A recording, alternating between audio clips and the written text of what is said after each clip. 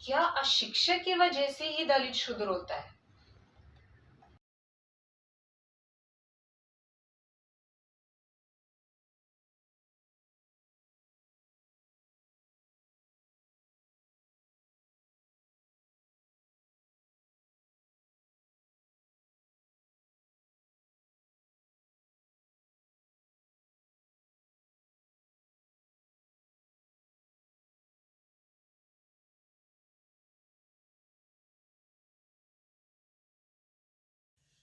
Riddles of Hinduism में नवाब भीमराव अंबेडकर ने यह कहा कि शूद्र जो थे उनको समाज से बहिष्कृत कर दिया गया क्योंकि वो गौमांस खाते थे और गौ हत्या करते थे और गौ का चमड़ा निकालकर व्यापार करते थे। लेकिन ये बात कितना सच है? शास्त्र क्या कहते हैं? शास्त्र यह कहते हैं कि शूद्र जो है वह इसलिए समाज में सबसे नीचे तबके में है क्योंकि वह अशिक्षित है, वह अनपढ़ है। इसीलिए गाय मांस खाना, गाय के चमड़े का काम करना, गौ हत्या करना, ये भी एक कारण है, लेकिन ये भी अशिक्षा की वजह से ही निकला है। और ये मैं मनु के एक श्लोक में मैंने ये चीज समझा है। तो मैं आज इस बात को देखूंगा और प्रमाणित करूंगा कि शूद्र अशिक्षा और अनपढ़ता की वजह से ही चौथा श्रेणी का वर्ण में तब्दील हो गया। अशिक्षा की वजह से ही, अनएडुकेशन, इलिटरेसी के वजह से ही वह समाज में नीचे आ गया। जैसे अगर मैं पढ़ाई लिखाई ना करूं तो स्वाभाविक सा बात है मुझे कल पत्थर तोड़ना पड़ेगा, गू साफ करना पड़ेगा। और हालांकि मैं फ्लैट में रहने वाला, 3 करोड़ के घर में रहने वाला हूं, लेकिन मेरे माँ बाप भी बहुत पढ़े लिखे हैं। लेकिन अगर मैं पढ़ा लिखा ना हूं तो मैं एक दिन कूली मजदूरी ही करूंगा और तब लोग मुझे शूद्र ही कहेंगे। तो जन्म से ब्राह्मण की वजह से होते हुए भी मैं कर्म से शूद्र हो जाऊंगा। तो मैं आज इसी को समझने का कोशिश करूंगा। इस सिलसिले में मैं सबसे पहले पढ़ूंगा छांदोग्य उपनिषद 4.2.3। राजा Janashruti called Shudra due to lack of knowledge. Raikva ऋषि जो है वह राजा जनश्रुति, जो कि पैदाइशी क्षत्रिय है, उसको भी शूद्र कहता है क्योंकि उसके पास पूर्ण ब्रह्म ज्ञान नहीं है। और ब्रह्म ज्ञान पाने के लिए वह धन दौलत दे रहा है रैक्व को। इसी वजह से रैक्व जनश्रुति को शूद्र कहता है क्योंकि उसके पास ज्ञान नहीं था, उसके पास आध्यात्मिक विज्ञान नहीं था। तो मैं पढ़ रहा हूं छांदोग्य उपनिषद 4.2.3।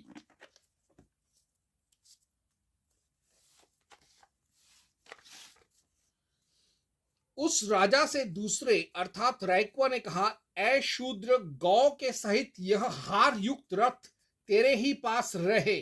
तब वह जानश्रुति पौत्रायण 1,000 गौएं, एक हार खच्चरियों से जुता हुआ रथ और अपनी कन्या इतना धन लेकर फिर उसके पास आया। इस प्रकार कहते हुए उस राजा से उस द्वितीय व्यक्ति रैक्व ने कहा, अह, यह निपात दूसरी जगह विनिग्रह अर्थ में प्रयुक्त होता है, किंतु यहाँ एव शब्द का पृथक प्रयोग करने के कारण निरर्थक है। हार से युक्त जो इत्वा गाड़ी, उसे हारेत्वा कहते हैं, वह यह गौ के सहित हारेत्वा तेरा ही रहे। तात्पर्य यह है कि हे शूद्र, जो कर्म के लिए अपर्याप्त है, ऐसे इस धन से मुझे कोई प्रयोजन नहीं है। शंका, सत्ता सेवक से संबंध होने के कारण यह जान श्रुति तो राजा है, क्योंकि सह सत्तार मुवाच, उसने सेवक से कहा, ऐसा पहले कहा जा चुका है तथा शूद्र का अधिकार न होने से ब्राह्मण के समीप विद्या ग्रहण के लिए जाने के कारण भी यह क्षत्रिय ही जान पड़ता है। फिर रैक्व ने शूद्र ऐसा अनुचित शब्द क्यों कहा? समाधान: इस विषय में आचार्य गण ऐसा कहते हैं कि हंस का वचन सुनने पर इस जान श्रुति में शोक का आवेश हो गया था। उस शोक से अथवा रैक्व की महिमा सुनकर वह द्रवीभूत हो रहा था, इसलिए ऋषि ने अपनी परोक्षज्ञता प्रदर्शित करने के लिए उसे शूद्र कहकर संबोधित किया, अथवा वह शूद्र के समान केवल धन के द्वारा ही विद्या ग्रहण करने के लिए उसके समीप गया था, शुश्रूषा द्वारा ग्रहण करने नहीं गया, इसलिए उसे शूद्र कहा हो। वह जाति से ही शूद्र हो ऐसी बात नहीं है। परंतु अन्य लोग ऐसा कहते हैं कि वह थोड़ा सा धन लाया था, इसलिए रोषवश उसे शूद्र कहा था। बहुत सा धन लाने पर उसे ग्रहण कर लेना इस बात को सूचित करता है। तब ऋषि का अभिप्राय समझकर राजा जान श्रुति पौत्रायण पहले से अधिक करके 1,000 गौएं तथा ऋषि की अभिष्ट पत्नी रूपा अपनी एक कन्या लेकर फिर उसके पास गया। तो यहां पर समझ में आता है कि जिसके पास ज्ञान विज्ञान नहीं है वह ही शूद्र है। वैदिक सोसाइटी वैल्यूड एजुकेशन। वैदिक समाज में, वैदिक युग में पढ़ाई लिखाई ज्ञान विज्ञान को बहुत महत्व दिया जाता था, आज की तरह ही।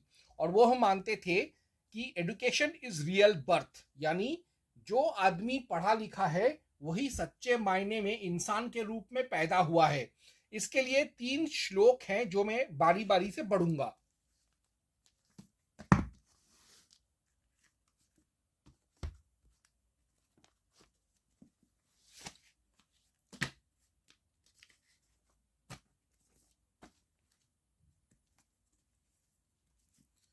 सबसे पहले मैं पढ़ूंगा मनु 2.147, मनु 2.169 और मनु 2.172। ये तीनों चीज ही साबित करते हैं कि वैदिक समाज में पहले शिक्षा को ही असली जन्म माना जाता था।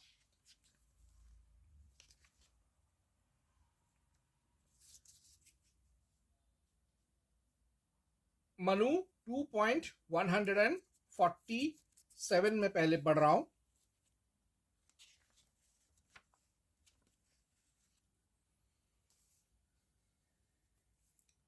बड़प्पन में 10 उपाध्यायों से आचार्य, 100 आचार्यों से पिता और 1000 पिताओं से माता अधिक है। जन्म देने वाला और वेद पढ़ाने वाला, इन दोनों में वेद का पढ़ाने वाला पिता से बड़ा है, क्योंकि ब्राह्मण को ब्रह्म जन्म उपनयन संस्कार से परलोक में और यहां ब्रह्म की प्राप्ति होती है। मनु 2.169। वेद की आज्ञानुसार ब्राह्मण का जन्म प्रथम पूजनीय माता से, दूसरा यज्ञ पवीत में और तीसरा यज्ञ की दीक्षा में होता है।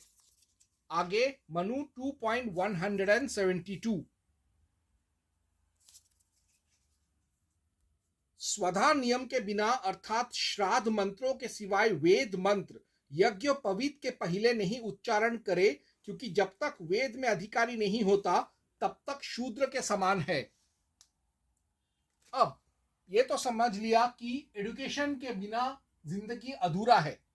तो वैदिक समाज ये कहता है, due to lack of education following demerits control human, यानी अगर लिटरेसी और एजुकेशन ज्ञान विज्ञान अगर एक मनुष्य में ना हो तो उसमें बहुत सारे नकारात्मक तामसिक प्रवृत्ति आ जाते हैं। वो कौन से हैं मैं एक एक करके पढ़ूंगा। 1. Psychological and physical weakness. Bhagavad Gita 2.3 यानी भगवत गीता 2.3 ये कहता है कि पढ़ाई लिखाई अगर ना हो, यानी वो सीधा सीधा तो नहीं कहता लेकिन इंगित करता है कृष्ण कि पढ़ाई लिखाई ना हो, शिक्षा दीक्षा ना हो तो मनुष्य का शरीर, उसका आत्मा, उसका मन कमजोर हो जाता है। तो मैं पढ़ रहा हूं भगवत गीता 2.3।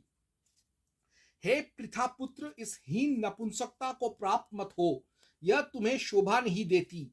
हे शत्रुओं के दमन करता, हृदय की शूद्र, यहां पे लिखा गया शूद्रंग, शूद्र, शूद्रम, तुच्छ दुर्बलता को त्याग कर युद्ध के लिए खड़े हो जाओ, खड़े हो। यानी यहां पर अगर किसी का मानसिक अगर और शारीरिक और अगर उसका बौद्धिक और आत्मिक कमजोरी होता है, वह उसके अशिक्षा की वजह से बहुत हद तक हो सकता है। यही बात बुद्ध ने सुत्त पिटका दीर्घ निकाय 3 अगज्य सुत्त 27 में कहा है कि शूद्र वह होता है जिसका संकीर्ण विचारधारा हो, यानी जो नैरो माइंडेडनेस से ग्रस्त हो वही शूद्र है। 2 सोशल बॉयकॉट मनु 4.80 मनु 4.80 ये कहता है कि जब कोई आदमी अनपढ़ गंवार अशिक्षित रहता है तो उसका समाज में ज्यादा कोई योगदान नहीं हो सकता, बहुत कम योगदान होता है। तो इसी वजह से प्राचीन काल के लोग जो थे, वैदिक समाज के लोग जो थे, वो ऐसे इंसान को समाज से बहिष्कृत करते थे। भले ही बहुत प्रबल तरीके से ना करे, लेकिन मीठी छुरी से जरूर उससे दूर रहते थे, दूरी बरकरार रखते थे। मनु 4.80 शूद्र को उपदेश झूठन और हवन से बचा हुआ शाकल्य न दे और इसे धर्म का और व्रत का भी उपदेश ना करना चाहिए। यानी चूंकि वह कहते हैं ना, भैंस के आगे बीन बजाना, काला अक्षर भैंस बराबर, वैसे ही जो शूद्र है जिसका शिक्षा दीक्षा नहीं हुआ है, उसको वैसे भी धर्म, ज्ञान, विज्ञान, इन सब चीजों में, न्याय, इन सब चीजों में कोई रुचि नहीं होगा या बहुत कम होगा। इसीलिए ऐसे आदमी तो जन्म से उसने पढ़ाई लिखाई छोड़ दिया या आगे जाके पढ़ाई लिखाई छोड़ दिया, तो इसलिए उसको समाज उसके ऊपर टाइम वेस्ट नहीं करता था आमतौर पर।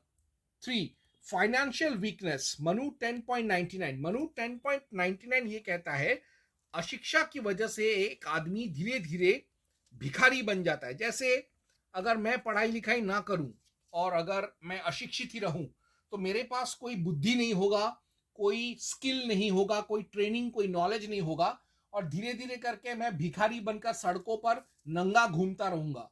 तो यही हालत प्राचीन काल में भी अशिक्षित लोगों का होता था। मनु 10.99 जो शूद्र द्विजातियों की सेवा करने में असमर्थ हो और जिसके स्त्री पुत्र क्षुधा से पीड़ित हो, वह कारीगरी से जीविका करे। यानी उसको भले वो भीख ना मांगे, भीख भी मांग सकता है और दूसरे लोगों के यहाँ गुलामी करके भी, या हाथ का कोई काम करके, कोई गंदा काम करके, कारीगरी करके, मिस्त्री का काम करके अपना और अपने परिवार का पेट पालने के लिए मजबूर होता था। 4 अनकल्चर्डनेस मनु 2.126 शिक्षा दीक्षा से ही एक आदमी का मन, शरीर, आत्मा अच्छा होता है, लेकिन अगर वो यही शिक्षा दीक्षा को नजरअंदाज करे तो वह एक बैरबैरिक इंसान बन जाएगा, एक असंस्कृत इंसान बन जाएगा, एक जंगली किस्म का, बिना कोई तहजीब का इंसान बन जाएगा। यह भी एक खतरा था। मनु 2.126 जो ब्राह्मण नमस्कार के बदले के नमस्कार को नहीं जानता है, पंडित को चाहिए कि उसे नमस्कार ना करे क्योंकि वह शूद्र के समान है। 5 कैरेक्टरलेसनेस इमोरलिटी मनु 12.52 मनु 12.52 ये कहता है कि एक अशिक्षित आदमी, उसको यह ठीक से ज्ञान नहीं होता है कि संस्कार क्या है, क्या अच्छा है, क्या बुरा है। इस वजह से वो और भी तामसिक और गंदे विचारों की तरफ खींचा चला जाता है और उसका चरित्र और भी धीरे धीरे खराब हो जाता है और वह बन जाता है बैड शूद्र। मनु 12.52 मूर्ख और नीच मनुष्य अपने को इंद्रियों के विषय में लगाने से और धर्म ना करने से निंदित गति को पाते हैं।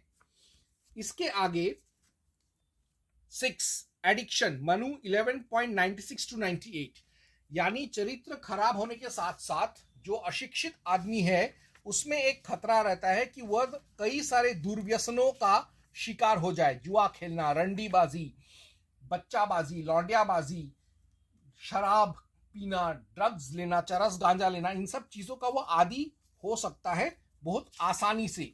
ये बात लिखा है मनु 11.96 to 98 में। मद के नशे में ब्राह्मण मतवाला होकर अशुद्ध स्थान में गिरेगा, वह वेद वाक्य को उच्चारण करेगा, वह और ही कोई न करने का काम करेगा। जिस ब्राह्मण के देह में स्थित जीवात्मा एक बार भी मद्य से भीगता है अर्थात जो ब्राह्मण एक बार भी मद्य पीता है उसका ब्राह्मणत्व जाता रहता है और वह शूद्र हो जाता है। मदिरा पान का यह प्रायश्चित अनेक प्रकार से कहा है। अब इसके आगे सुवर्ण की चोरी के प्रायश्चित को कहता हूं, यानी चोर मक्कारी भी एक आदमी के अंदर घुस जाता है जब वो अशिक्षित होता है। तो 7 एथिज्म एंड धर्मद्रोह, मनु 10.43 to 44, 8.16।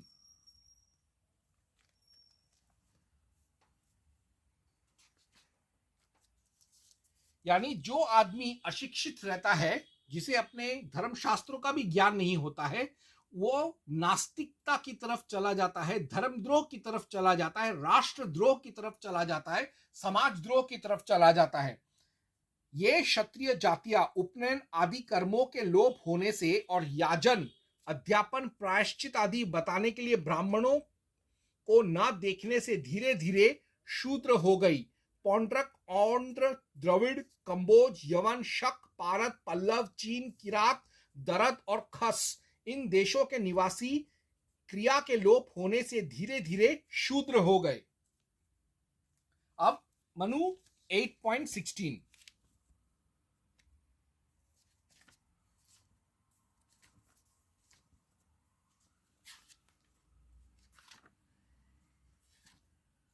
यही वो श्लोक था जिसे पढ़कर अंबेडकर के दिमाग में यह भ्रम आया कि सिर्फ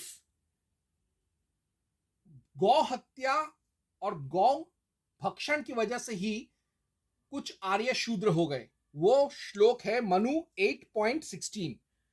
भगवान धर्म को वृष कहते हैं क्योंकि वही मनुष्य की कामना सिद्ध करता है।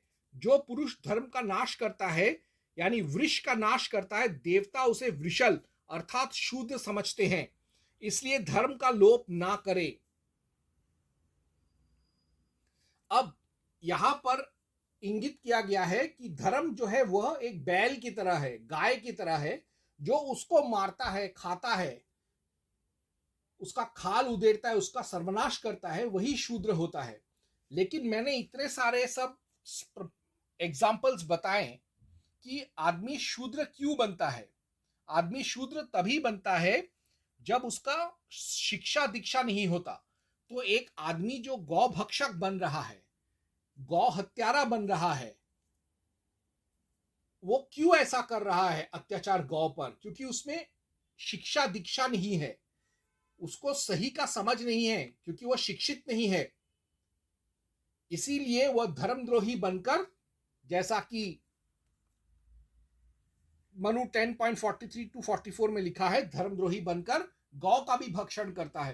तो जो अंबेडकर जो कहकर गया कि गौ हत्या और गौ भक्षण की वजह से कुछ आर्य शूद्र बन गए, लेकिन उनमें यह प्रवृत्ति आया अल्टीमेटली अनएडुकेशन और इलिटरेसी की वजह से।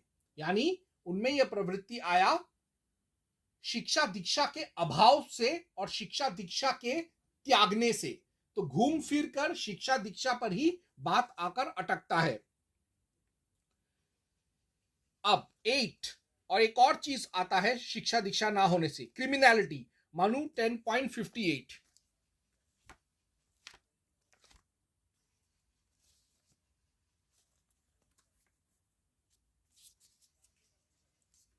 असज्जनता, निष्ठुरता, क्रूरता और विहित कर्म ना करना, ये बातें लोक में संकीर्ण जाति के मनुष्य को प्रकट कर देती हैं। 9 तामसिक, मनु 12.26, 42-43।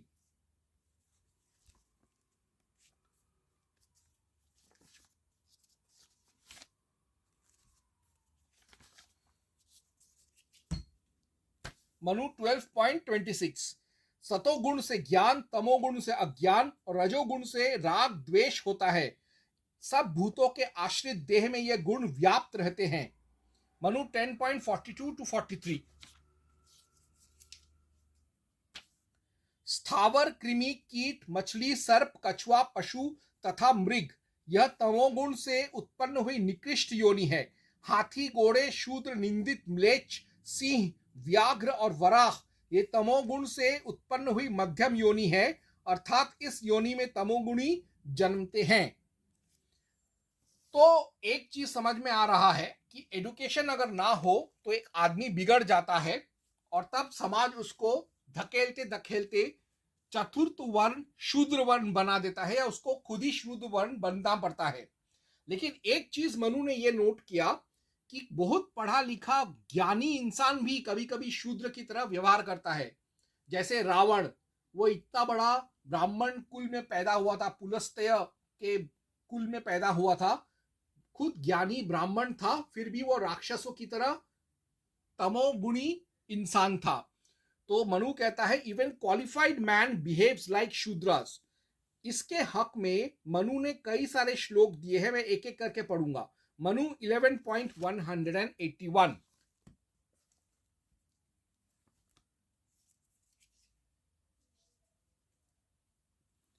जो मनुष्य इन पतितों में से जिस पतित के साथ संसर्ग करे तो वह उसके संसर्ग की शुद्धि के लिए उसी पापी पाप के प्रायश्चित को करे।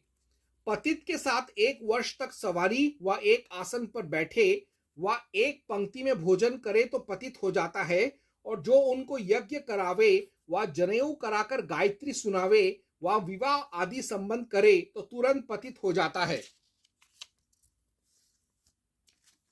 मनु 10.92।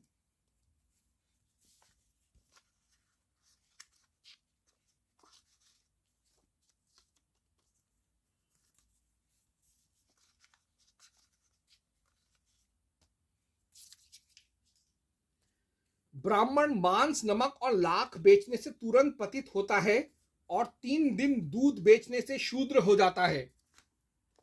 मनु 10.24। वर्ण संकर, स्त्री गमन, अपने गोत्र में विवाह और अपने कर्मों का त्याग, इनके करने से ब्राह्मण आदि तीनों वर्णों में वर्ण संकर होते हैं। मनु 9.335।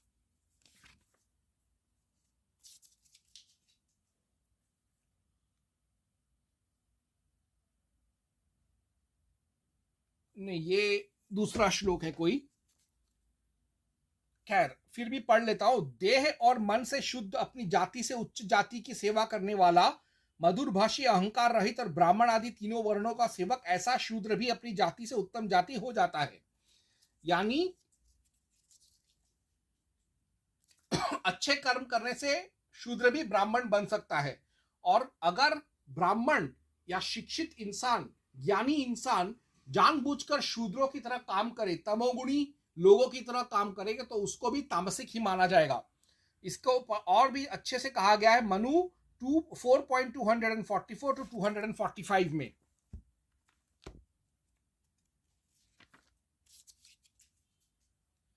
अपने कुल की बढ़ाई चाहने वाले पुरुष को चाहिए कि सदा अच्छों के साथ संबंध करे और नीचों को त्याग दे। जो ब्राह्मण अच्छों से व्यवहार करता है और नीचों को छोड़ देता है, वही श्रेष्ठ गिना जाता है। इसके विपरीत करने से शूद्रता को प्राप्त होता है। और आगे मनु 4.195 टू 199।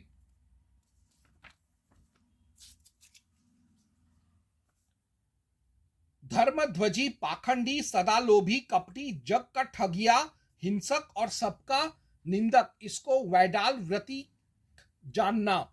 जिसकी नीचे को दृष्टि रहे और जो निठुर, मतलबी, झूठ, शठ और वृथा की विनय दिखावे, वह ब्राह्मण बकव्रतचर कहता है। जो ब्राह्मण बगुला भगत और वैडाल व्रतचर हैं, वे उस पाप कर्म से अंध तामिश्र नरक में पड़ते हैं।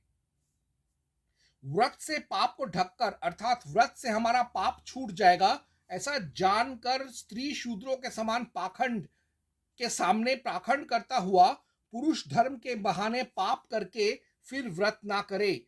ब्रह्मवादी जन ऐसे ब्राह्मणों की परलोक में और यहाँ निंदा करते हैं, और जो व्रत कपट से किया गया है वह राक्षसों को पहुंचता है।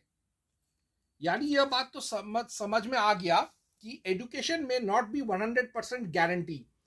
एजुकेशन कोई पक्का उपाय नहीं है कि एक आदमी देवता मानुष बन जाएगा, देवतुल्य बन जाएगा, but it has some scope for making a man a good human. लेकिन फिर भी पढ़ाई लिखाई शिक्षा दीक्षा कम से कम एक आदमी का चरित्र को, उसके स्वभाव को, उसके प्रकृति को, उसके आत्मा को, उसके बुद्धि को थोड़ा बहुत, उसके विवेक को थोड़ा बहुत अच्छा बना सकता है.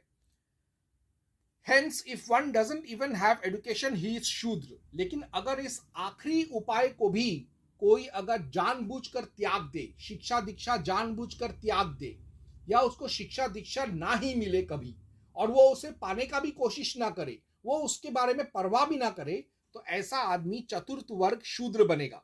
तो शूद्र वो होता है जिसके पास no education and no civility, यानी जिसके पास शिक्षा दीक्षा भी नहीं है और जिसके पास अच्छे संस्कार भी नहीं है. और शूद्र वो भी होता है जिसके पास education and no civility still, यानी जिसके पास बहुत सारा डिग्रीज हो, एजुकेशन हो, लिटरेसी हो, क्वालिफिकेशन हो, बहुत सारा ज्ञान विज्ञान विजडम हो, इंटेलिजेंस हो, आईक्यू लेवल बहुत हाई हो, लेकिन उसके अंदर कोई मानवता नहीं है, उसके अंदर सुसंस्कार नहीं है, उसके अंदर चरित्र नहीं, उसका स्वभाव अच्छा नहीं है, तो वो भी शूद्र ही कहलाएगा. यानी इसी वजह से एजुकेशन को बहुत तवज्जो दिया जाता था, को बहुत महत्व दिया जाता था प्राचीन भारत में. और जो इस एजुकेशन को ही त्याग देते थे, या ये एजुकेशन जिनको मिल नहीं सकता था, या जो एजुकेशन को पाने की कोशिश भी नहीं करते थे, उन्हीं को श्रमजीवी शूद्र माना जाता था.